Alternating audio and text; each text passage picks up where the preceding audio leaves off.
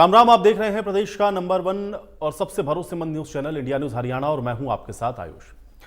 अब देश की जनता की निगाहें केंद्रीय बजट पर टिकी हुई हैं और कल संसद में यानी कि 1 फरवरी को वित्त मंत्री निर्मला सीतारमण देश का बजट पेश करने वाली हैं। वित्त मंत्री का यह 9वां बजट होगा जिसको पेश करके वो रिकॉर्ड बनाने के करीब पहुंचेंगे। अब इस साल के बजट से आम जनता से लेकर के कारोबारी तक सभी को काफी उम्मीदें हैं। इसके अलावा लोगों की नजर इस बात पर भी है कि क्या महंगाई कम करने के लिए कुछ चीजें सस्ती होंगी, रोजमर्रा के खर्च में क्या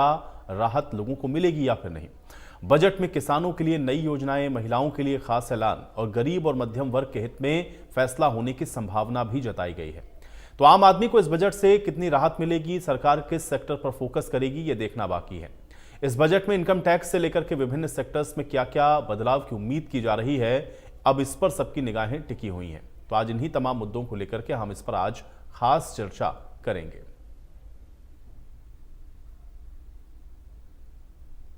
तो यही मांग करेंगे कि जो मध्यम वर्ग के लोग हैं उनके लिए कुछ तो फायदा हो,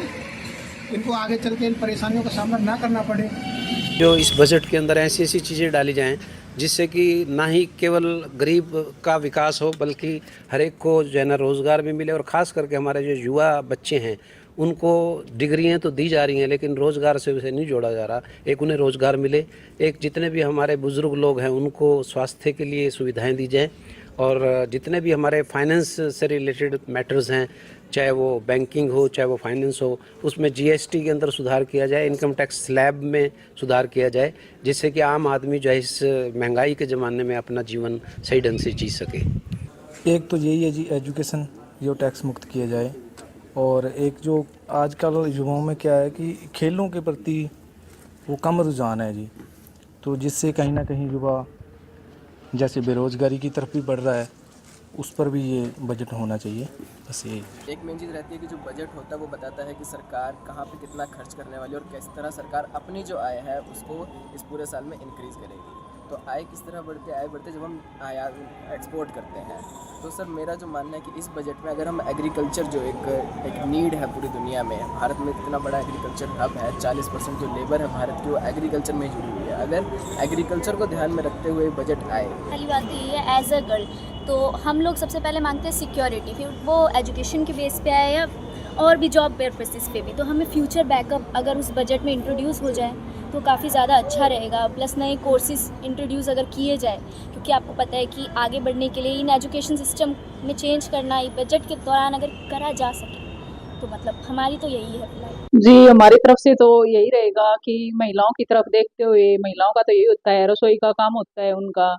घर खर्च चलाना होता है, तो उसके अकॉर्डिंग हम तो यही चाहेंगे कि रसोई के बजट को थोड़ा सा सरकार महिलाओं के अकॉर्डिंग करे, ताकि भाई वो अपना गृहस्थ जीवन है जो ठीक से चला सकें। अभी सिलेंडर देख लो, सब्जियां देख लो, रसोई से संबंधित कुछ भी सामान देख लो, आप हर एक में यही है, बढ़ चढ़ के हर एक चीज में इतनी महंगाई होगी कि मतलब खर्चा चलाना मुश्किल हो जाता है। अभी जो बजट सरकार पेश करने जा रही है उससे आम लोगों को और मुझे भी बहुत सारी उम्मीदें हैं। मैं चाहती हूँ जो बजट सरकार पास करे वो आम लोगों को हित को देखते हुए पास करे। मेरे व्यापार भाइयों को, किसान भाइयों को, महिलाओं को देखकर शिक्षा के क्षेत्र में और मेडिकल के क्षेत्र में जनहितकारी बजट पेश करे। मैं बजट को लेकर बस इतनी ही उम्मीद कर रही हूँ अपने सरकार से कि वो रसोई के बजट पर थोड़ा विशेष ध्यान दे, क्योंकि एज ए गृहिणी मैं सबसे पहले तो अपनी रसोई के लिए ही बोलूंगी, क्योंकि रसोई का जब कुछ राहत मिलती है तो हम महिलाओं को, मेरे जैसी कई महिलाओं को इसको सुचारू रूप से चलाने में एक सुविधा हो जाती है। और दूसरी जो मैं बजट से उम्मीद करती हूँ वो मैं करती हूँ चिकित्सा पे, कि सरकार चिकित्सा पर एक राहत दे। जो हमारी दवाइयां हैं उनको कुछ टैक्स का राहत ऐसी मिले जिससे कि आम इंसान एक जो बिल्कुल जिनके पास गुंजाइश भी नहीं होती है वो भी अपना इलाज सुचारू रूप से करवा सके। सरकार से उम्मीद है कि बजट जो है शिक्षा और स्वास्थ्य का भी ध्यान रख करके, विशेष ध्यान रख के प्रस्तुत किया जाए, और आम जनता का जो हित है उसको देख के महंगाई जो है उसको कम से कम रखा जाए। दैनिक उपभोग की वस्तुएं जैसे खाद्य पदार्थ हैं और जो शिक्षा के ऊपर बच्चों की पुस्तकें हैं, कॉपियां हैं, उन पे जो है विशेष ध्यान रख के और कम से कम जो है में शिक्षा ज़्यादा से ज़्यादा बढ़ सके, इस तरह से और देश की सुरक्षा को ध्यान में रखते हुए आम जनता के लिए सुरक्षित और लाभप्रद बजट जो है हमारी सरकार से अपेक्षा है कि इस तरह का बजट प्रस्तुत किया जाए। देखिए जी, सबसे पहले तो मैं ये कहना चाहूँगा कि केंद्र सरकार इस वक्त पिछले साल भर से तो खासकर जो काम कर रही है, चाहे वो जीएसटी में कर रही है, चाहे वो इनकम टैक्स में कर रही है, वो लोगों को ध्यान में रख के कर। जितना सरलीकरण, जितने फास्ट पेस चेंजेस हम जीएसटी में देख रहे हैं और जितने फास्ट पेस चेंजेस हम इनकम टैक्स में देख रहे हैं, उतना वो सिर्फ और सिर्फ इसलिए है कि लोगों को आसानी रहे इन चीजों को समझने में, इन चीजों के मतलब कंप्लायंस को पूरा रखने के लिए। और गवर्नमेंट के सॉफ्टवेयर, गवर्नमेंट की वेबसाइट इस तरीके की भी है कि जो इंसान एक्ट्स को समझता है इनकम टैक्स या जीएसटी के, वो अपना काम खुद भी कर सकता है, उसको हम लोगों की भी इतनी जरूरत नहीं पड़ेगी। गवर्नमेंट ने सारा काम इस तरह से किया हुआ है कि आम आदमी परेशान ना हो।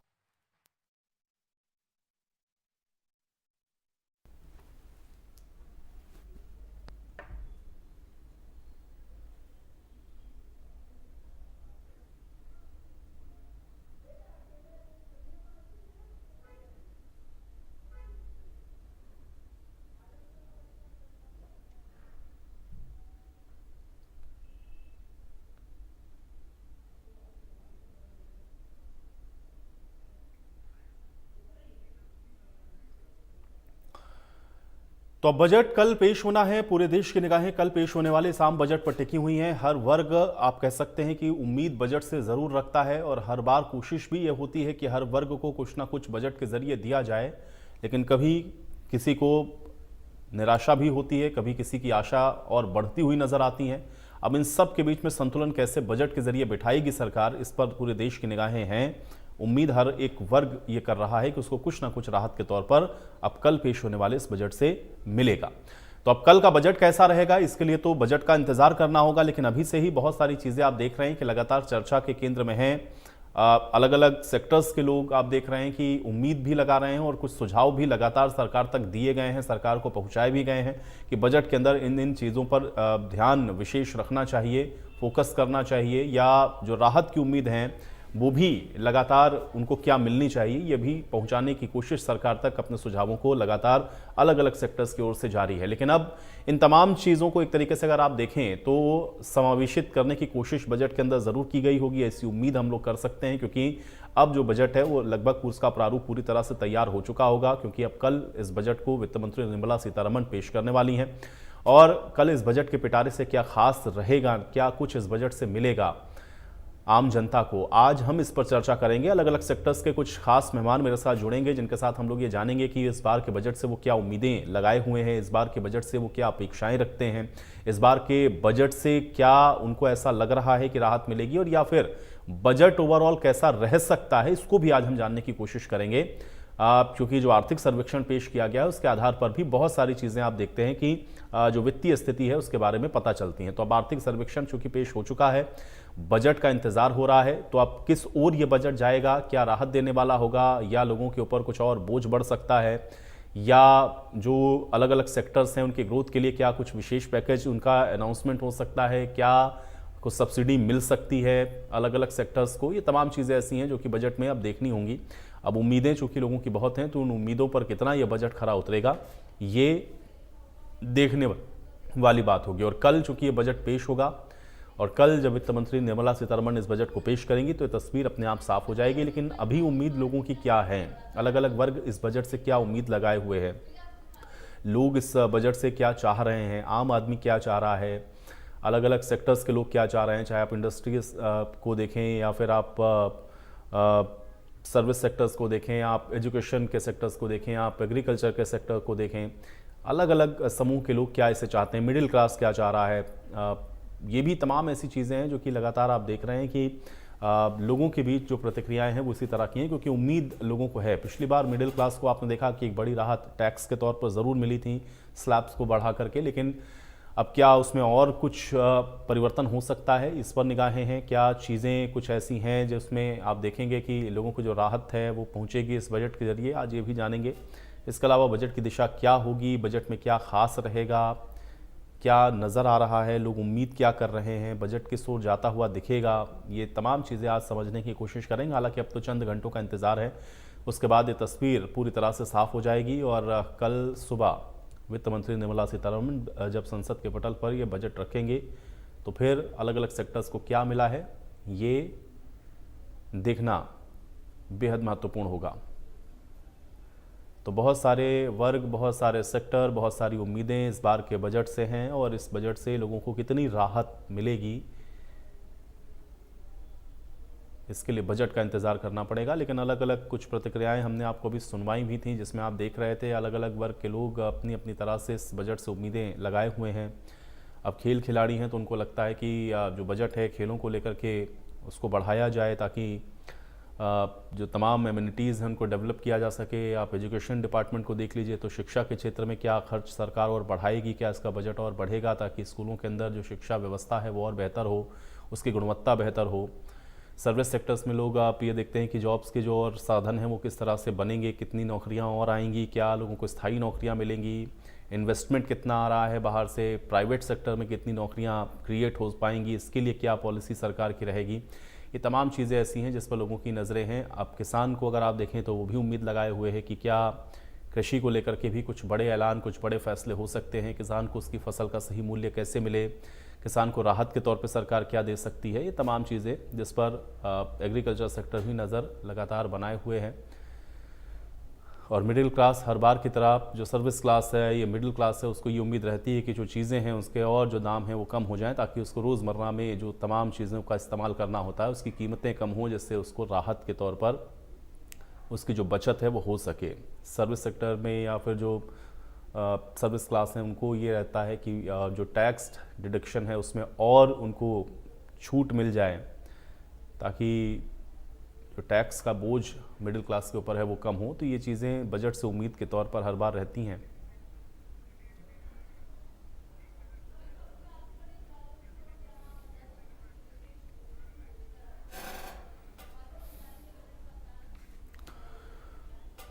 तो कल देश का जो बजट है वो पेश होने वाला और इस पर पूरे देश की निगाहें लगातार बनी हुई हैं। लेकिन इस बजट से लोगों को क्या उम्मीदें हैं और इस बजट से अलग अलग सेक्टर्स के लोग क्या चाहते हैं, बजट की दिशा और दिशा क्या रहने वाली है, आज अपनी इस खास पेशकश में इसी पर हम चर्चा करेंगे। अलग अलग सेक्टर्स से कुछ खास मेहमान मेरे साथ जुड़े हुए हैं, पहले उनका परिचय आपके साथ करवाते हैं, उसके बाद आज की इस अहम चर्चा की शुरुआत करेंगे। हमारे साथ सीए अभिषेक जैन जी जुड़े हुए हैं अर्थशास्त्री के तौर पर। अभिषेक जैन जी, बहुत स्वागत है आपका आज की इस चर्चा में। विनोद खंडेलवाल जी हमारे साथ जुड़ चुके हैं, प्रदेश अध्यक्ष हैं हरियाणा चैंबर ऑफ कॉमर्स की ओर से। विनोद खंडेलवाल जी, आपका भी स्वागत है। सतीश विज जी हमारे साथ हैं, आप अध्यक्ष हैं हरियाणा ड्रग डीलर्स एसोसिएशन के। आप सतीश विज जी, आपका भी बहुत स्वागत है। और आशीष वर्मा जी हमारे साथ जुड़े हुए हैं, नॉर्थ हरियाणा डायरेक्टर IBGA की ओर से। आशीष वर्मा जी, आपका भी स्वागत है। अभिषेक जी, सबसे पहले मैं आपके पास आना चाहूँगा क्योंकि मैं ये चाह रहा हूँ कि बहुत सारी चीज़ें हम लोग देख रहे हैं कि लगातार सामने आ रही हैं, लोगों की जो राय हैं, प्रतिक्रियाएं हैं, उसको भी हम लोग सुन रहे हैं। आर्थिक सर्वेक्षण भी पेश हो चुका है, लेकिन इन सब चीज़ों को अगर हम लोग मद्देनजर रखें तो इस बार का जो बजट है उसकी क्या दिशा आपको होती हुई नजर आ रही है और अलग अलग सेक्टर्स जो उम्मीद लगाए हुए बैठे हैं, क्या आपको लग रहा है कि उन अपेक्षाओं पर, उन आकांक्षाओं पर यह बजट इस बार का खरा उतर सकता है या उस तरह का रहेगा? ओवरऑल इसकी दिशा कैसी आपको दिख रही है? अभिषेक जी। जी आयुष जी, बिल्कुल आप बोल रहे हैं, सर्वेक्षण भी आ चुका है और मेरी आवाज प्रॉपर्ली आ रही है आपको? जी जी जी जी। सबसे इम्पोर्टेंट जो एक सब चाहते हैं मिडिल क्लास के अंदर, स्पेसिफिकली जो हम बात करते हैं सर्विस क्लास के अंदर जो आते हैं, आज भी आप देखो, इवन दो कहने को कह दिया गया है कि 12 लाख रुपए तक टैक्स नहीं है, परंतु आप उस सेगमेंट से ऊपर अगर कुछ जाते हैं, 1 रुपए भी हमारा ज्यादा होता है, तो आप देखिए वहां पे टैक्स और सेविंग के, सिंस हम न्यू रिजिम के अंदर है, क्योंकि आप मोस्टली जो मिडिल क्लास है आप देखिए 12 लाख के ऊपर ही है, और अगर ये 50 लाख के ऊपर भी चला जाता है तो टैक्स का आप सिविरिटी समझना, ये केवल 30% नहीं रहता, ये 35, 40, 45 तक भी जाता है। तो वहां एक बड़ी प्रॉब्लम ये आती है कि फिर आप जो हमारा मिडिल क्लास है, जो सर्विस क्लास है, वो ये आपने देखा भी है, एक मुहिम चलाई थी कि जो पॉलिटिकल डोनेशन की तरफ कई सर्विस क्लास गए थे, उन्होंने कई एडिशन हुए उनके। तो क्यों हो रहा है? वो इसी कारण से हो रहा है कि आप इनडायरेक्ट टैक्स को अगर आप इंक्लूड करते हैं, आप कपड़े खरीदते हैं, आप बाहर से कोई सामान खरीदते हैं, बच्चों के खिलौने खरीदते हैं, आप अपने लिए कोई भी शूज खरीदते हैं, वो इनडायरेक्ट टैक्स का बर्डन के साथ में अगर डायरेक्ट टैक्स बर्डन 45% तक है, तो आप मान के चलिए आप अपनी सैलरी के अंदर पार्टनरशिप गवर्नमेंट की 55 से 60% रख रहे हो, 40% घर पे ले जा रहे हैं। तो ये एक बहुत बड़ा आपको देखना पड़ेगा, समझना पड़ेगा कि एक पर्टिकुलर सेगमेंट के ऊपर जब आप जाते हैं सर्विस क्लास के अंदर, तो वहां कैसे रियायत दी जाए। या तो वो जो सरचार्ज का सबसे बड़ा जो इंपॉर्टेंट रोल होता है कि टैक्स के ऊपर जब सरचार्ज 10, 15, 20% तक जाता है, तो वो एक काफी सिग्निफिकेंट रोल प्ले करता है कि वो टेक होम सैलरी जो जाती है वो काफी कम हो जाती है। तो एक तो ये है कि कहीं ना कहीं इस पर्टिकुलर सेगमेंट को वो एड्रेस करेंगे ही करेंगे। जी जी जी। और दूसरा सबसे इंपॉर्टेंट, में जिस तरीके से ये तैयारियां कर रहे हैं, जो मैंने आसपास से सुना, अभी शायद हर जगह बोला गया है कि टीवी लगाया जाए और ये बजट को लाइव दिखाया जाए, तो हो सकता है कि हमें कॉर्पोरेट टैक्स, जो हम प्रोफेशनल डिस्कशन करते हैं, कॉर्पोरेट टैक्स जो अभी 22% पे है अदर देन मैन्युफैक्चरिंग सेक्टर, उन पे कॉर्पोरेट टैक्स उम्मीद है कि वो कम होगा, और कम होगा तो वो जो सरप्लस बचेगा उनके पास में कैश के रूप में, वो कहीं ना कहीं आप मान के चलिए एम्प्लॉयमेंट के लिए यूज होगा या कोई एक्सपांशन के लिए यूज होगा, जो कि रोजगार इनडायरेक्टली देगा ही देगा। एक और सेगमेंट की मैं बात करता हूं कि यहाँ एक लॉन्ग टर्म कैपिटल गेन पे पहले भी जब इन्होंने इंडेक्सेशन हटाया था, आप देखिए, हम इंडियन जो पर्सपेक्टिव से अगर हम जब बात करते हैं, तो लॉन्ग टर्म हमारे पास असेट्स भी रहती हैं, हमारे पास हमारे जो हम अब बात करते हैं पैटर्नल ग्रैंडफादर रहते हैं, उनकी जमीनें भी हमारे पास रहती है। तो वहां लॉन्ग टर्म कैपिटल गेन अब अक्टूबर के बाद उन्होंने जो कर दिया, इंडेक्सेशन नहीं मिलेगा, तो कहीं ना कहीं मैं समझता हूं कि वो वापस उस चीज को लेके आएंगे, और कई फैक्टर साथ में काम कर रहे हैं, क्योंकि आने वाले समय में हम सबसे बड़ा उनके लिए चुनौती होगा बंगाल का चुनाव। भी मैं उस पर नहीं जा रहा, परंतु मैं बता दूं कहीं ना कहीं कुछ ना कुछ चीजें ऐसी आएगी जो वाकई में हमारे जो मिडिल क्लास है और हमारे जो लोअर क्लास है वो फायदा देगी। और लोअर क्लास के लिए मैं आयुष जी आपको एक चीज और बताता हूं कि हेल्थ सेगमेंट के अंदर कहीं ना कहीं हमें ध्यान देना रहेगा, क्योंकि अफोर्डेबल बिल्कुल नहीं है और हर किसी के पास वो, इवन दो कुछ स्टेट्स ने अपना काम शुरू किया है, परंतु अभी भी बहुत चैलेंजिंग टास्क है। उसको अगर ये कहीं ना कहीं कैटर कर पाते हैं तो वो इनके लिए, और वाकई में एक लोअर क्लास जो हम मांग रहती है कि खाना और हेल्थ एक बहुत बड़ा इंपॉर्टेंट रोल प्ले करता है, उस हेल्थ को इनको कवर करना पड़ेगा। और अगर वो कर पाते हैं तो आप मान के चलिए ये ना, तो अभिषेक जी, जो कि आप ये कह रहे हैं कि हो सकता है कि कुछ चीजें ऐसी हैं जो लोगों को लोकलुभावन लगे, और उस तरह की चीजें भी इस बार बजट से आप उम्मीद कर रहे हैं। विनोद जी, मैं अब आपके पास आ रहा हूं। विनोद जी, क्या उम्मीद कर रहे हैं? क्योंकि अभिषेक जी ने तो ये कहा कि देखिए बहुत सारे सेक्टर्स ऐसे हैं जिस पर थोड़ा फोकस, उनको उम्मीद ऐसी है कि सरकार शायद कर सकती है, लेकिन ओवरऑल आप क्या उम्मीद लगाए हुए बैठे हैं और आपको क्या लग रहा है कि इस बार के बजट से क्या मिल सकता है? सबसे पहले तो मैं आपका धन्यवाद करता हूँ। साथ में पोजीशन है कि जो टेक्सटाइल के लिए जो गवर्नमेंट का ध्यान होना चाहिए, पिछले कई सालों से, जैसे पानीपत आज टेक्सटाइल हब के नाम से जाना जाता है और विश्व में एक अपनी पहचान अलग से रखता है। आज यहाँ रिसाइकलिंग से बने हुए धागे, बहुत से ऐसे धागे हैं जो रिसाइकलिंग से बनते हैं, जो वर्ल्ड में कहीं नहीं बनते। मगर गवर्नमेंट में बजट्स में उस धागे के ऊपर कोई भी ऐसा इंसेंटिव गवर्नमेंट नहीं दे रही कि जिससे कि उस बिजनेस को और बढ़ाया जा सके। आज जो होल टेक्सटाइल की जो स्थिति है, गवर्नमेंट ने इसमें हर जगह पर टैक्स बना रखे हैं। अगर इसको एक टैक्स बना के अगर एक पेश किया जाए तो ज्यादा बेटर है। वैसे तो इस बजट से पहले जो है गवर्नमेंट ने 22 सितंबर को जो भी डिक्लेरेशन करी और जिसमें टैक्स को रिमूव किया, जीएसटी को रिमूव किया है, उससे व्यापार तो बढ़ा है जी। मगर व्यापार के अलावा जो सबसे बड़ी प्रॉब्लम है आज, जो कॉटन इंडिया में कितनी है, हमारी अपनी ग्रोथ कितनी है, हम एक्सपोर्ट के ऊपर क्यों ध्यान ज्यादा दे रहे हैं, जबकि हमारा डोमेस्टिक मार्केट उससे कहीं ज्यादा है।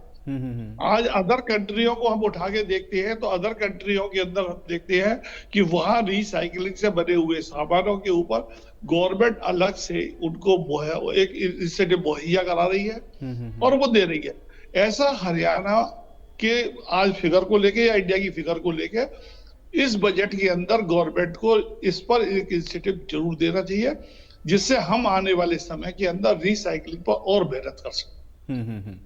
सतीश विज जी, आपको क्या उम्मीद है ड्रग डीलर एसोसिएशन की ओर से, जो कि आप रिप्रेजेंट कर रहे हैं, और क्या इस बजट से कोई उम्मीद आपको लग रहा है कि कुछ मिल सकता है आप लोगों के सेक्टर को भी? मैं कम से कम 2-3 विषयों पर अपने विचार रखना चाहूंगा। जी जी जी। एक तो एजुकेशन, जी, बच्चों के लिए एजुकेशन आज काफी महंगी हो गई है। इसमें सरकार को ध्यान देना चाहिए कि बच्चों को एजुकेशन एक ऐसे सिस्टम पे मिल सके जो उनका खर्चा कम से कम हो। आज मध्यम वर्ग के लोग अपने बच्चों को पढ़ाने के लिए बहुत बड़ा खर्चा करना पड़ रहा है, क्योंकि प्राइवेट जो इंस्टीट्यूशंस हो गए हैं वो ज़्यादा हैं और वहाँ फैसिलिटीज़ मिलती हैं, लेकिन वहाँ एक्सपेंसिव बहुत है। इस पर सरकार को कहीं ना कहीं अपना एक ध्यान देना चाहिए। उसके बाद मैं आना चाहूँगा अपने दवा वर्ग पर, क्योंकि मैं दवा व्यवसाय से जुड़ा हुआ हूँ। सरकार की एक जो प्राइसिंग पॉलिसी है दवाई के ऊपर, वो बड़ी ही अजीब किस्म की है। एक दवाई हमारे केमिस्ट को 5 रुपए में मिलती है और वही दवाई दूसरी उसी कंपनी की दूसरे ब्रांड नाम से वो 40 रुपए की मिलती है। कितना बड़ा डिफरेंस है कि जेनरिक को 5 रुपए में दे रही है वही कंपनी और ब्रांडेड को 40 रुपए में दे रही है। तो ये बहुत बड़ी दुविधा का विषय है। भाई इस तरह की जो डिस्क्रिपेंसी है ये मार्केट को परेशान करती है। तीसरी बात, सरकार की जो पॉलिसी है जो नकली दवाइयों को पकड़ने की या गलत काम करने वालों को पकड़ने की, वो कहीं ना कहीं लचीली है।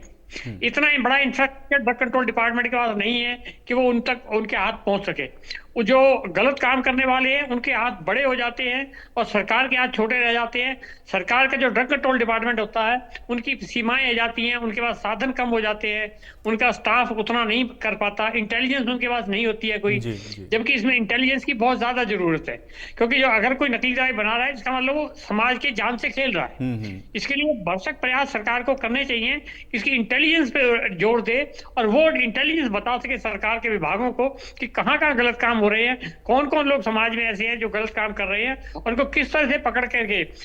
कानून के दायरे में लाया जाए और उनको कड़ी सजा दिलवाई जाए, जिससे कि आगे लोगों में कानून का भय व्याप्त हो। तो हमारा ये मानना है सर कि दवा व्यवसाय में 2 चीजें हैं, और बच्चों के जो एजुकेशन का है उसके ऊपर सरकार को जरूर ध्यान देना चाहिए, क्योंकि आज मध्यम वर्ग का जो बच्चा है वो एजुकेशन में कहीं ना कहीं कई बार पैसे की वजह से या अपने फाइनेंशियल पोजीशन की वजह से पीछे रहने का दिखाई देता है। अभिषेक जी, देखिए 2 अलग अलग सेक्टर्स के लोग जो उनको रिप्रेजेंट करते हैं उन्होंने अपनी बातों को यहाँ पर रखा है, और चूंकि मैं आपसे इसीलिए समझना चाह रहा था, जो आर्थिक सर्वेक्षण रखा गया, आर्थिक स्थिति उसका आपने जो उसको देखा, हम सबसे बेहतर आप उसको समझेंगे। क्या सेहत इतनी बेहतर है हमारी इकोनॉमी की कि ये जो लोग उम्मीद कर रहे हैं कि इस बजट से उनको कुछ राहत के तौर पर मिल जाए, वो दे सकती है सरकार? क्या ये उम्मीद की जा सकती है? अभिषेक जी। आयुषी, देखो बड़ा वाजिब क्वेश्चन भी है आपका, और इस बात पे मैं आपको ये बताना चाहूंगा कि जितने स्टैटिस्टिक्स और कैलकुलेशन और डेटा है उनके बेसिस पे, देखो मैं उनकी बेसिस की बात कर रहा हूं, अभी ग्राउंड वर्क एक अलग चीज है। जी जी। वो ये बोलते हैं कि आज जो ग्लोबली हमारे पास जो अदर कंट्रीज के डेटा है उनमें हम कहीं बेहतर है, बट उन डेटा पे भी ना जाके जो अभी हमने यूज के साथ में जो कई ट्रीटीज साइन की है, जो अभी हमारे विनोद सर टेक्सटाइल की बात कर रहे थे, मैं आपको बता दूं, अब अगर ये तरीके से अगर ये काम होता है और जो इम्प्लीमेंटेशन इन यूज के बाद में जब हम एक्सपोर्ट करेंगे, तो आप मान के चलिए कहीं ना कहीं आप सोचिए कि जहां हम इंपोर्ट कर रहे हैं, जहां गाड़ियों पर 140% तक का टैक्स लग रहा है इंपोर्ट पे, वो 40 से वारी करके 60-70% तक हो जाएगा, तो कहीं ना कहीं उनकी रीच हमारे पास होगी और हमारी रीच भी कई ऐसे आइटम है, खास तौर पे जब टेक्सटाइल की बात की तो मैं टेक्सटाइल की भी बात करता हूँ। वो बाहर हम अगर इस जो डिस्कशन चल रहा है अभी, तो फाइन प्रिंट और आने वाला है, अगर हम कैपेबल हुए तो बाहर एक्सपोर्ट हमारे लिए एक सोने पे सुहागा होगा। और टेक्सटाइल में जो हमारे पास इतना बड़ा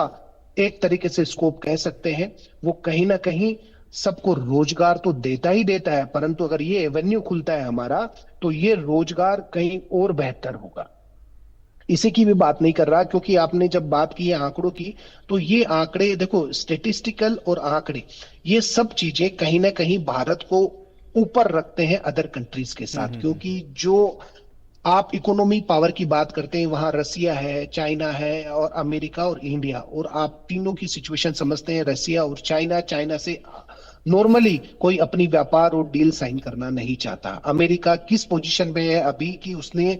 छोड़ा नहीं होगा कोई भी ऐसा कंट्रीज जो उसको लग रहा है कि वो सुपर पावर बन सकता है आने वाले समय में, उसको कहीं ना कहीं उसने नीचा दिखाने की कोशिश की है। तो इन सबको अगर आप ध्यान में रखते हैं तो आप एक ही एपी सेंटर मानते हैं जो ग्रोथ का, वो आता है 140 करोड़ की पॉपुलेशन के साथ में इंडिया का। तो ये चीजें कहीं ना कहीं इंडिकेट करती है, अगर हम आने वाले समय पर इन कंट्रीज के साथ में सही ताल्लुकात रख पाए